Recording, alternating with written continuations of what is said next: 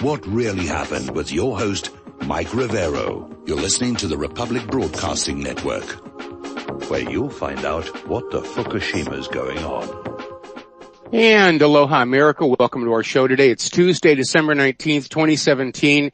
And I'm going to start off the program here with a bit of an apology. This is probably not going to be the best radio you've heard in a long time. Over this last weekend, Claire and I came down very, very, very sick. This is the sickest I've been since 3 years ago when I wound up going into the hospital. And so it's very rough. It's actually hit Claire a lot worse than it hit me, and we took her to the doctor this morning and confirmed we've come down with this very nasty flu bug that is just racing across the island. And interestingly enough, in the waiting room at the doctor's, one of our fellow patients was a woman who's a nurse up at Tripler Army Medical Hospital.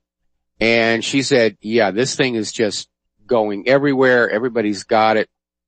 And as is all too often the case, the current flu shot has no effect on it whatsoever. And I shared with her that article that came out about a month ago detailing that in the process of manufacturing the flu vaccine, the flu virus, the attenuated flu virus, is cultured in chicken eggs. And as a result, the exposure to the chicken proteins causes the virus to mutate into a new form, one that is infectious to chickens, not humans. And so basically because of this manufacturing methodology, every year you're getting vaccinated for the wrong strain of flu, and that's why its efficacy has been in the single digits for all these years. Of course, that didn't stop the doctors from insisting that, we got to have the flu vaccine. Trust us, it's good for you. And no, I don't think so. So it's a nasty flu bug, and I'm taking care of Claire as best I can. And we're going to try and do the radio show today all the way through all 3 hours. And for that, we're going to let the phone lines be open. And if you want to call on in and take part in determining what the show is going to be about, that's fine too. So I'll let you guys have a larger say in what we're going to talk about. All right, so phone lines are open, 800-313-9443. Mike is in our control room, twiddling the dials, keeping us out of trouble. And we're going to start on off, obviously, with this train derailment in Washington State. And it was train 501, and it derailed. And it was like the very first run of this new high-speed train service. Now, the NTSB is saying the problem appears to have been that the train was going 80 miles an hour in a 30-mile-per-hour zone. And Amtrak said that the positive train control, an automated system that makes trains slow down, was not in effect on train 501 today. Now, this could be carelessness. It could be a miscommunication. But there is a reality for anybody who's working on railroads, and that is that the speed set for a stretch of track has to do with the quality of the track. And you can't just put a faster train on the track and let her go if the track is not designed to withstand that strain, especially going around curbs and everything. And I learned all of this when I was living in Washington State, and Claire and I were involved with a railroad museum, and I directed a documentary for them called Soul of the Steel, and I got to learn a lot about railroading. Of course, we all like trains. When kids, we had model train sets, and being able to actually ride in the locomotive of a real train, that was a real treat. But I learned that the tracks, not the train, are what set the speed limit. So they may have put this high-speed train onto a track that really wasn't set up for it. Now, there were some tweets about a possible obstruction on the track. That, at this point, is not confirmed. But it is worth mentioning that about back in April, Antifa actually put out a how-to video on how to sabotage railroad tracks to block fracking.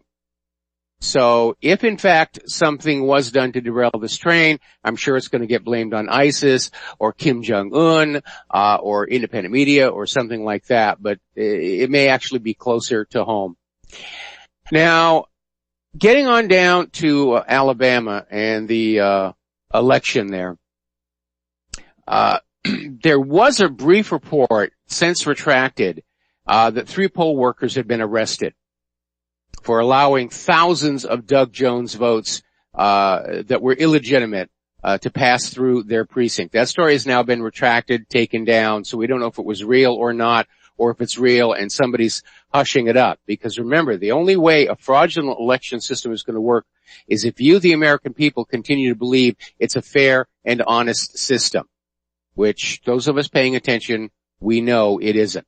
But apparently there is a real investigation going on by Alabama Secretary of State John Merrill regarding this video that was shot by Fox 10 News reporter Katie Weiss. And it was at the Doug Jones Victory Party on election night when this young man made this comment, which has gone viral on social media. We had it on whatreallyhappened.com. And he basically said, we came here from different parts of the country as part of our fellowship, and all of us pitched in to vote and canvass together, and we got our boy elected. Well, obviously in the state of Alabama, you're not supposed to be out there voting unless you're actually from the state. So there's an investigation being opened into that. All right, we're going to do a little shout out now to our on-air affiliates who are just now rejoining our network. And let's get on over here to Russiagate, because that is still continuing to be fanned all over the place. Russia this, Russia that, Russia is hiding my car keys, Russia is stealing socks from my dryer, and it really is getting ridiculous. And it's basically meant as a distraction and a cover-up, because there was a plot to meddle in the 2016 elections, but it did not come from the Kremlin. It came entirely from within the United States of America, from within the Democratic National Committee and the Hillary Clinton campaign, the White House, the Department of Justice, the Hoover Building, and Langley. Everybody was involved in this, trying to make Hillary Clinton the new president. And it didn't work because we, the American people, voted in enough numbers to overwhelm the election fraud. And that's why Hillary lost it. And on election night, when Trump went over the top, she literally beat up John Podesta, because she thought it was in the bag. It was going to be hers. There was no question about it. So they've concocted this whole Russia story, this Russiagate, Russian interference, to explain away the obvious signs of meddling, tampering, vote fraud that we all saw. Oh, it's Russia's influence. Russia did it. Go over and investigate Russia. No, we don't need to investigate Russia. Russia had nothing to do with it. Story coming out of the Political Insider. More attention is now being brought to bear on this $50,000 that the FBI paid for verification of that dodgy Russian dossier, which has now been completely discredited. And the dossier was originally funded by the Democratic National Committee, by the Hillary Clinton campaign, and then apparently when the dossier was produced, there were some people who just said, it doesn't really seem like this could be real. And so apparently the FBI sent Christopher Steele an additional $50,000 to try and get some kind of confirmation, which, by the way, was never forthcoming. Talk about a waste of taxpayer money. But it does indicate a bias on the part of the FBI. And ultimately, even without the verification, this dossier was used to convince a judge to grant Comey's FBI a FISA warrant, which allowed them to secretly monitor Trump campaign official Carter Page. Now, anybody will tell you that a warrant obtained under fraudulent pretenses is invalid, and any evidence collected on that warrant is legally inadmissible. Of course, if all they're looking for is digging dirt, then the legality and court-worthiness of the information they glean is of no real consequences or importance. Okay, now then, moving on here. This is how out of control the blame Russia has become. Apparently out in California, there's a guy, Matthew Jensen of Bakersfield. And apparently he stabbed his own mother 42 times. Horrible, horrible crime. When apprehended and questioned, Jensen claimed voices in his head told him to commit the gruesome and atrocious murder. He stressed that he received telepathic directions from the Russian mind control system. So there we go. This guy just stabs his mother to death. Oh, it's all Russia's fault. Russia made me do it. I mean, that's how ridiculous this whole blame Russia for everything nonsense has become. I'm sure little kids are sitting in Santa's lap right now saying, Russia made me do all those naughty things. Article out of Investment Watch blog, the meticulous anti-Trump pro-Clinton Mueller investigation must end now. I wholeheartedly agree. It is clearly not objective. It's clearly biased. It's a hatchet job. They spent $7 million on all this time, and yes, they got a few indictments, all for activities unconnected with the Trump campaign. And as far as their mission, which was to find collusion between the Trump campaign and Russia, they've batted zero. There's nothing there. And it should be shut down. If anything, it has in fact confirmed there was no collusion. The collusion was all inside the United States here. But we're hearing from these leftist groups, like Black Lives Matter and Antifa, that if Mueller is fired, if he's reined in, if he's not allowed to just go on searching for anything that they can get on Donald Trump, there'll be massive riots across the country. Now, that, I think, crosses the line into incitement. And for that reason, Antifa, quite properly, ought to be investigated and prosecuted. Because freedom of speech does not include the freedom to go on out and tell people to commit acts of violence.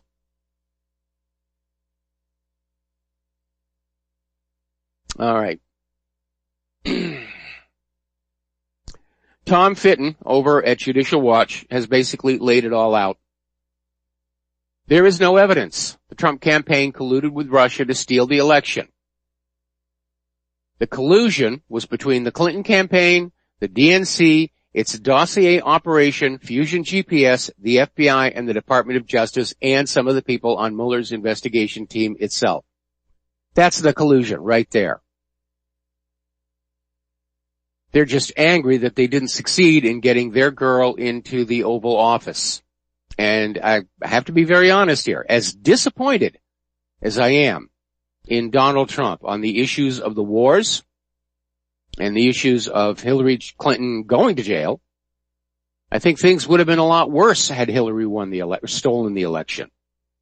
They'd be a lot worse. We'd already be at nuclear war with somebody, anybody. Meanwhile, the independent government watchdog Foundation for Accountability and Civic Trust has named Democratic Florida Representative Debbie Wasserman Schultz as one of Congress' most ethically challenged members for her role in the House IT scandal. They didn't even get to what she did during her term as head of the DNC. But definitely ethics involved. Now, a little bit of good news. Apparently a complaint has been filed, legal complaint has been filed with the Federal Election Commission, alleging that the Hillary Clinton campaign and the Democratic National Committee used state Democratic chapters as strawmen to circumvent campaign donation limits and laundered the money back to Hillary Clinton's campaign.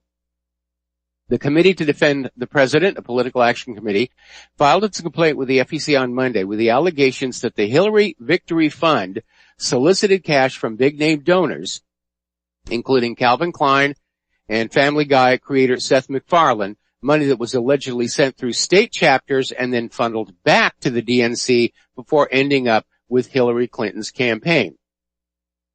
Now, officials with the committee said their filing was spurred by their own analysis of FEC reports, where they said they discovered that the Hillary Victory Fund either never transferred the money to state chapters and back to the DNC, or did so without the state chapters having actual control. And remember, one of the revelations that came out of Donna Brazil's book was how the Hillary campaign had literally taken control of the Democratic Party machine before she'd even announced as a candidate. So Ted Harvey, who's chairman of the CDP, says what we have found people need to see. It's important the American people have an understanding of how corrupt this campaign system was and that they were doing anything they could to secure the nomination in her favor. Of course, we saw that with the way they cheated Bernie Sanders out of the nomination. This is a good start, but at some point, somebody needs to start taking a good look at that Clinton so-called charitable foundation. There's the stink over Haiti, which has been brought back up again recently. There's the fact that it does not actually meet the requirements for its tax-exempt status. Not even close. To be a tax-exempt charitable foundation, you have to spend 51% of your revenues on charitable operations. And the Clinton Foundation's donations to real charity were down in the single digits. They did a little charitable work in front of the cameras to make it look good, and that was it. Nobody knows where the rest of the money is, except that most of it is now overseas in offshore branches of the charitable foundation. Now, a lot of people are starting to look at Al Franken, who made a big deal about he was going to resign over the various allegations against him. But he didn't actually resign there. He said it'll be someplace in the future, and so far it hasn't happened. And a lot of people are asking, is he really going to do it? When you consider the lengths that he went through to get into the Senate, is he going to leave? And I think a crucial factor, especially in the wake of Doug Jones in Alabama, is if Al Franken were to step down, is it a guarantee he'd be replaced by another Democrat, or would his state governor have the option of appointing a Republican? The rules vary from state to state to state to state. But apparently things are about to get a little bit more interesting over there in Washington, D.C., because over at Politico, they're talking about this story where there's a big scandal ready to blow, and it involves sexual harassment, sexual assault, apparently involving as many as 50 of the lawmakers, evenly split between the parties, and they're all facing sexual harassment and sexual assault charges. Now, on one hand, I'm in agreement with those who think that this witch hunt hysteria has gone just a little overboard. On the other hand, knowing that this kind of thing actually does go on, I think it's important for the American people to start learning the true character of those who campaign for and seek public office. Because the one bad thing about power is it attracts the very people we should never allow to have it. And that is why all governments tend toward corruption at some point. Now, we're going to take a break here, and we got a caller waiting on the line. When we come on back, we're going to be talking about the various activities in the war zones, emphasis on the plural. We're going to be talking about the fact that we're in the last week before Christmas, and we have to do some things about that. So we're going to take a break for some commercials. We'll be back after these few words. And aloha, America. Welcome back to our show. And before we head over to the phone lines, the address again, if you want to support Republic Broadcasting, is Republic Broadcasting Network, 2251 Double Creek Drive, number 302, Round Rock, Texas, 78664. The phone number, if you want to become a subscriber, is 800-724-2719, extension 03. And also, I want to do a shout out to those who've been also donating to whatreallyhappened.com, because it's needed, accepted gratefully. And I wanted to make a point. We always respond to every donation. Paper gets paper, electronic gets electronic. But for some reason, we had a donation come in over the weekend, electronic, and when I sent the thank you, it bounced back. And I just want you all to understand that if you send in a donation and you don't get a reply from me, it's because there's been an email problem or the U.S. Post Office has lost something yet again. It's a bit of a zoo out here in Hawaii, but we always respond to the donations, and we are very grateful for all the support that you give to us at Republic Broadcasting and WhatReallyHappened.com. And again, thank you very much. All right, let's go on over to the phone lines here, and we're going to start with Dustin in New Jersey. Aloha, Dustin. Welcome to the show. What's on your mind? Hi, Mike. How you feeling? Well, I'll tell you, I wouldn't even wish this one on Hillary Clinton. That's how bad it is. Is your wife sick too? Yes, and actually it's hit her a lot worse than it hit me. I'm already pulling out of it. But we had to take her to the doctor this morning, and when I'm not here at the microphone, I'm basically hovering over her and trying to take care of her. I hope you guys get better. Yeah, me too. Mike, I want to talk about this whole thwarted terrorist attack in Russia and Putin calling Trump and thanking him and the CIA. Now, you know damn well that there was elements in the CIA that was probably behind it. You know, I mean, I wouldn't put it past them to have this kind of operation. It was to blow up the cathedral, right? And there was a lot involved in it, and it was thwarted. So is this basically the deep state being fought back by other elements in our government, basically, at this point? And I would you know, say those terrorists probably, yeah. You know, that's my read of the situation, that Trump got wind of a rogue operation in CIA, and shut it down. And there's nothing new in that. If you'll remember, Operation Mongoose, from the Kennedy years, where, John F. Kennedy discovered that the CIA was planning, to do another invasion of Cuba, but Kennedy also knew that would trigger a nuclear war with the Soviet Union. And so he had to pull the plug on Mongoose himself, and he basically shut it all down. And that was one of the reasons why the CIA was so angry with him. Yeah, I mean, most of these guys are coming from the Caucasus. You remember Sarnov, brother, was going to Dagestan. He was allowed. The Russians warned us, and they didn't do anything about it. And you know who was involved in that? Was James Clapper. The same James Clapper that was just on CNN the other day saying Trump's controlled by Putin. You know, he's pulling Trump's strings. You know, I mean, this is the group of people. They don't want to give up power, Mike. That's what it's about. So they're going to keep trying to put, Mike, coming next year, I don't know what's coming. I mean, they're going to pull out all the stops next year. I don't think they'll be able to handle Trump for another 3 years. So, 2018 is going to be, pretty dangerous. I mean, we're in the, you know, as they say on Fox News, which I don't really care for all that much, a constitutional crisis, because, I mean, you got a battle going on in our own government. You know, I can't say between the good guys and the bad guys because you know, Well, they're all good? bad guys. They're all bad guys. They're just bad guys in different directions. But yes, I'm in agreement. We're seeing, elements of our government, in conflict with each other, none more obvious than, the deep state at war with the duly elected president of the United States of America. And, that kind of factionalization is a warning sign that collapse may be at hand. And this is how much they just don't give a crap about the American people. I mean, I didn't vote for James Clapper. He lied to Congress like Ollie North did. Basically, he lied to the American people. As bad as Congress is, you know, he lied to your face. And some people think Ollie North was a okay guy. No, he wasn't. He lied to your face.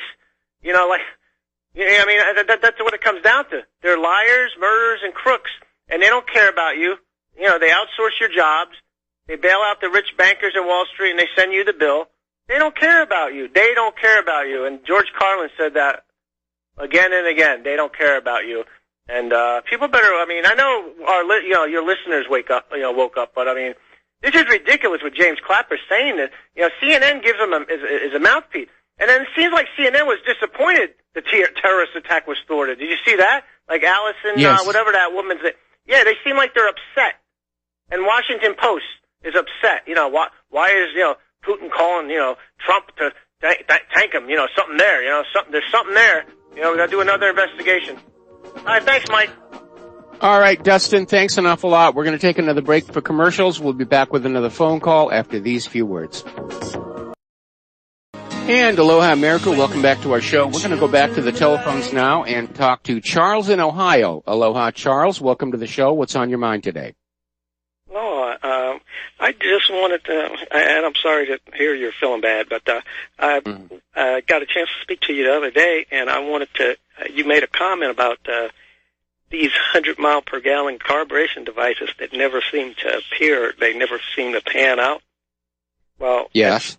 Hobby of mine, and I looked into it. There's two very famous stories about it that people can look into this easily to research them on the internet. Thomas Ogle in 1979, a device was stolen from us, from the people of America and the world, that would allow us to travel 100 miles on a gallon of gasoline.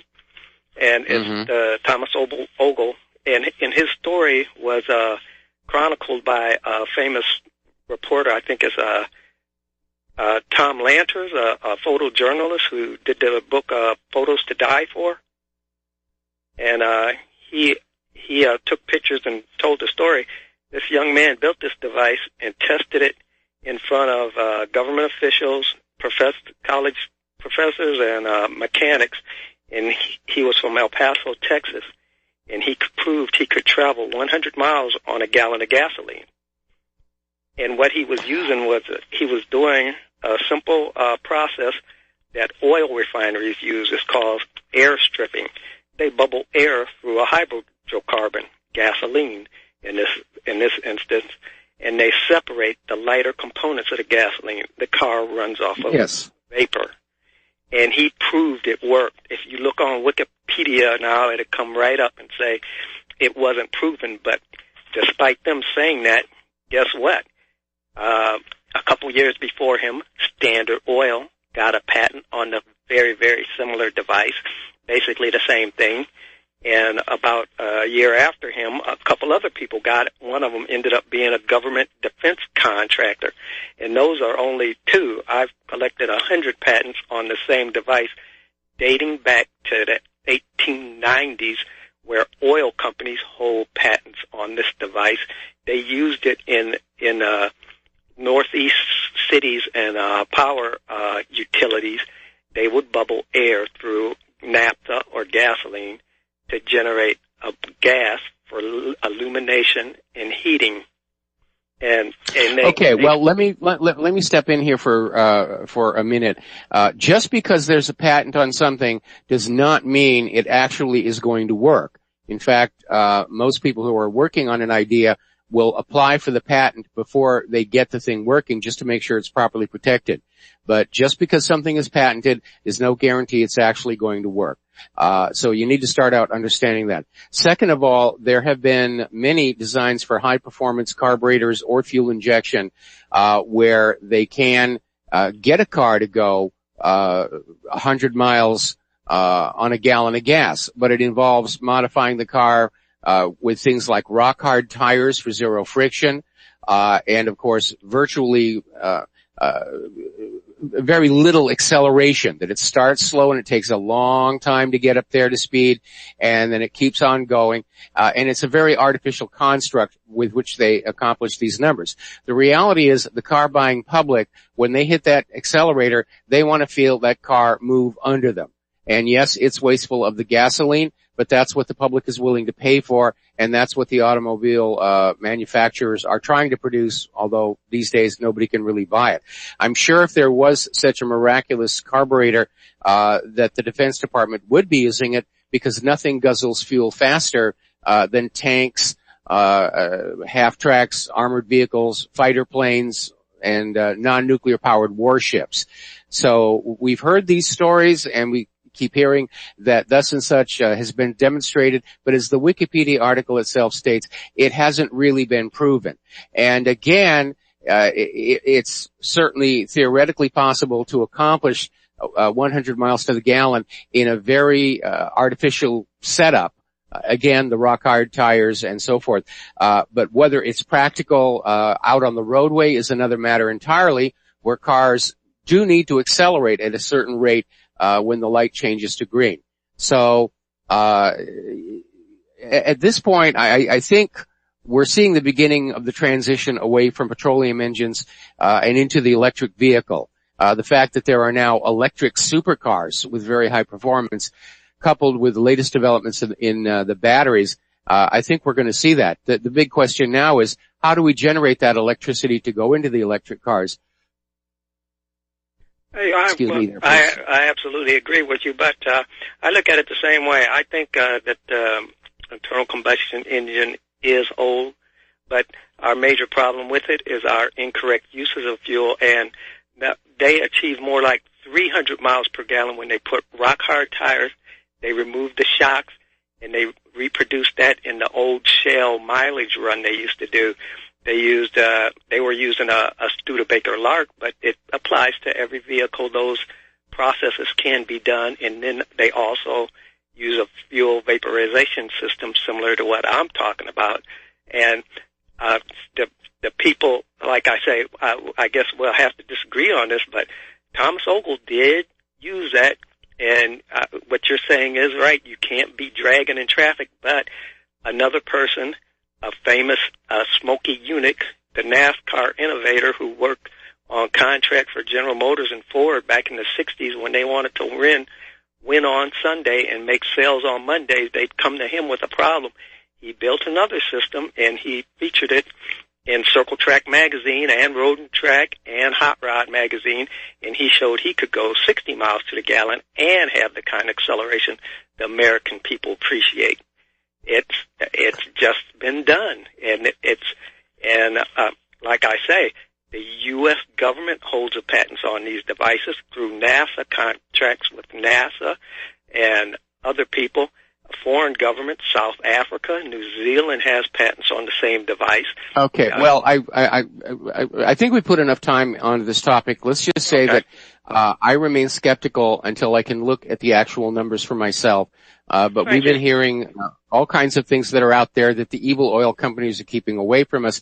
But knowing that we're starting to run out of oil and gas right now, there isn't much point to keeping these things off the market. If they would put out to the cars, well, hang on a minute.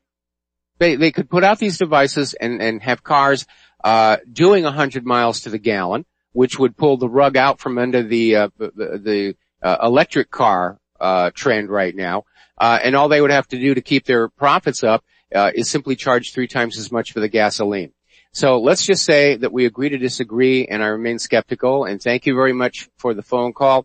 We're going to let you go and get on back to the news. All right. Now, turning over to the war zones, emphasis on the plural. The Syrian army is advancing in southern Idlib. They've liberated the village of Ruwaida, in southern Idlib, from the Hayat Tahrir al-Sham, formerly Jabhat al-Nusra, which is the Syrian branch of al-Qaeda. So again, they're in cleanup mode here. The Syrian war is just pretty much over. The Syrians won, and the U.S. agenda lost. And they're trying to find some way where they can declare victory in the middle of an obvious geopolitical defeat. But that's just the way it's going to go. All right. Apparently, for some reason, France is putting pressure on Abbas, on the Palestinian Authority, to basically halt their effort to secure an anti-settlement resolution through the UN Security Council, which would be a waste of time anyway, because Nikki Haley would simply veto it, as they vetoed the other resolution concerning Donald Trump's recognition of Jerusalem. But for some reason, France has decided they're going to wade in on this, and the French government is pressing the Palestinian Authority to just drop this UN resolution on the grounds that it will fail, which is true, and undermine French attempts to put together an international peace summit this summer. Now, at this point, it has to be remembered, everybody must be in agreement to have peace. It only takes one party to derail that, And Israel does not want peace. Israel wants all the land. They want all of Palestine. They want all of Eretz Israel. And as long as that is their agenda, there will be no peace. Anyway, as I mentioned before, the entire UN Security Council backed the resolution rejecting Donald Trump's declaration of Jerusalem as the capital city of Israel, and the U.S. exercised their veto power. And of course, Israel said, yes, justice has been done, and the rest of the world said, once again, the U.S. government is shown to be a puppet of Israel. And that's absolutely true. And I don't know about you, but I'm sick and tired of living under a government that is working for a foreign power instead of we, the American people. Now, Russia is calling for a prompt start of direct Israel-Palestine talks. This is coming from Foreign Minister Sergei Lavrov. And I did mention, with Trump's announcement about Jerusalem, the U.S. destroyed its own credibility as an impartial peace broker in the Middle East, and Russia is moving in to fill that vacuum. So this actually is helping establish Russia as the global superpower, while the U.S. continues to fade, dried up and exhausted by this parasite that it has been carrying for all these years. Now, not too long ago, there was a British diplomat, Rebecca Dykes, and she was found dead on the side of a motorway near Beirut, Lebanon on Saturday, and it sparked a major police investigation. And apparently they've got the culprit, who turned out to be an Uber driver, identified only as Tariq H. And he reportedly admitted picking up the diplomat in the taxi and then raping and strangling her. So, black eye for Uber there. All right, let's turn on over to Korea. And there's a very important question being asked over at the originalantiwar.com. Who are you going to believe on our Korea policy? Tillerson or Trump? Because there's obviously a schism there. Tillerson was talking about, let's sit down and talk. No preconditions required. Trump turns around and says, no talks. It's time to take action. So we have a State Department that is trying to point toward a better way versus a president who seems caught up with the idea that attacking North Korea is going to be glorious and good for his public image. Meanwhile, former ambassador to the United Nations, John Bolton, is out there saying that the U.S. might have to attack North Korea. There is no other option. Yeah, there is. Leave them alone. They're not a threat. But Bolton is out there saying, yes, absolutely, we need to do that. So all I can say, John, is if you really feel that strongly about it, here's your rifle. Here's your parachute. Go have fun. A little more alarming, though, is the story coming out of Scoopy Web saying that China and Russia appear to already be training for a potential war with the United States if Trump attacks North Korea. And we're almost seeing a repeat of what happened in the run-up to World War II, where Germany was just picking off country here, country there, and everybody was saying, well, we'll just let Germany grab those few countries and eventually they'll slow down and everything will be fine. And there was that embarrassment where the British Foreign Secretary went on over and talked to Hitler and pronounced peace in our time. The Nazis are going to stop here. And then, of course, it didn't happen. And eventually the world woke up and realized that there was going to be a confrontation. And the sooner it was started, probably the better. And I'm afraid that the rest of the world is realizing there's going to be no stopping the United States. That if they wait too long, the U.S. will achieve a position from which it can pick off the remaining countries on planet Earth. So we may be heading into some real hard times this next year. All right, hang on just a second.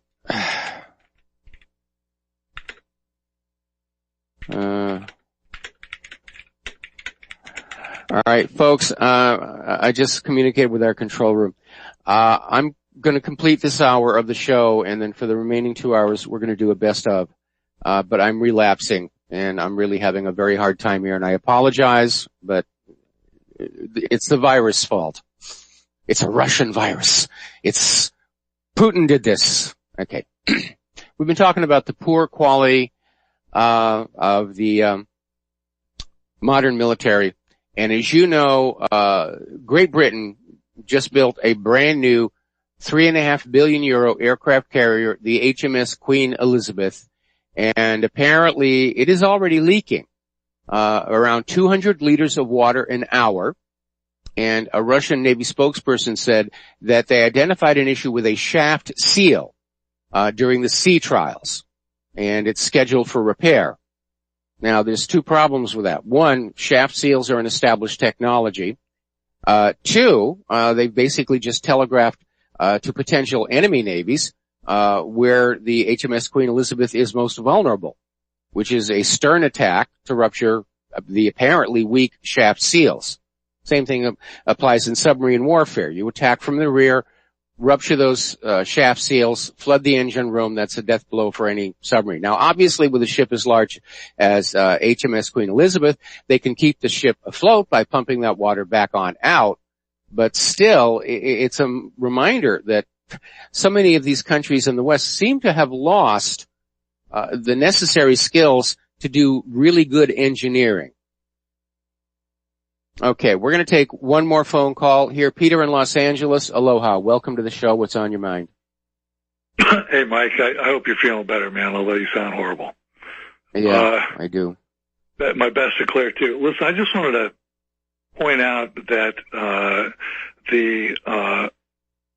the contrast between what Israel says and indeed the domestic liberal largely, domestically the American Jews. Peter, can I get you to hold over the commercial break? Of course. All right, we'll be right back after these few words. And aloha, America. Welcome back to our show. We're talking with Peter in Los Angeles, and Peter, take it away.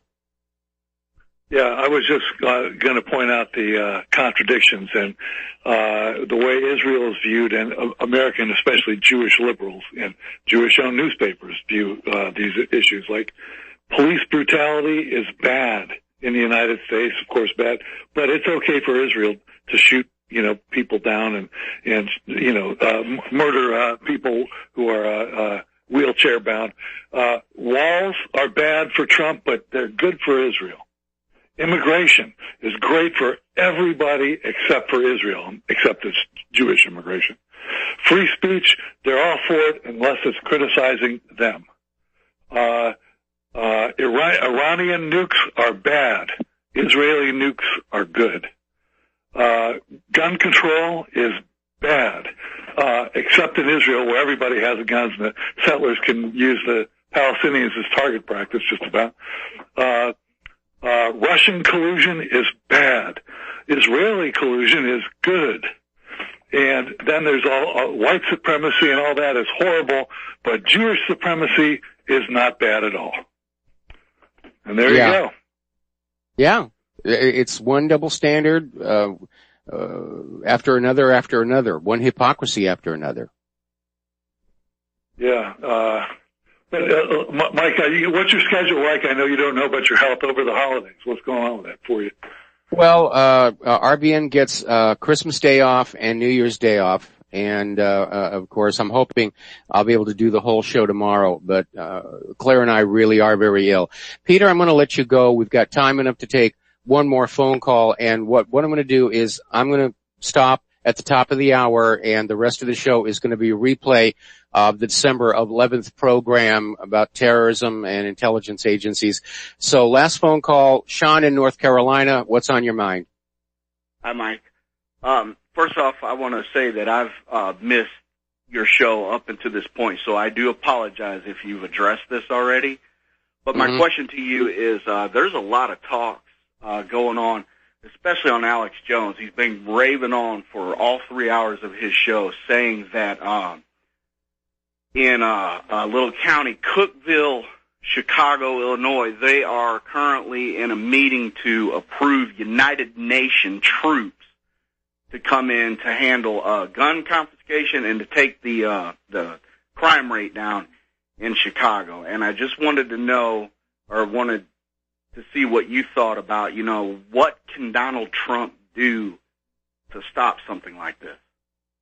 Well, basically, the United Nations can't go into anybody's country without a Security Council resolution. So I'm looking at this claim coming out of Chicago as fake news. The UN can't go into somebody's country without the permission of that government. That's what made the U.S. incursion into Syria illegal. I think probably a lot of people would resist that. But at this point, I'm not seeing it as a confirmed story. Anyway, listen, Sean, we're going to let you go. We were almost at the top of the hour. And again, I'm going to apologize to our radio audience. I really thought I could do all 3 hours today, but I'm obviously relapsing here. So, we're going to finish up this hour live, and when we come back from station identification, it will be a replay of the December 11th show, which I hope you will find enjoying, and hopefully I'm going to get some rest, take care of the Lady Claire, and be able to do the full show tomorrow. But the doctor, quite frankly, said this thing is going to last a week, and that basically means to the weekend. But we'll do our best to keep the broadcasting going.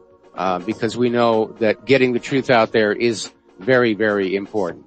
So thanks an awful lot for listening. We'll hopefully be back tomorrow.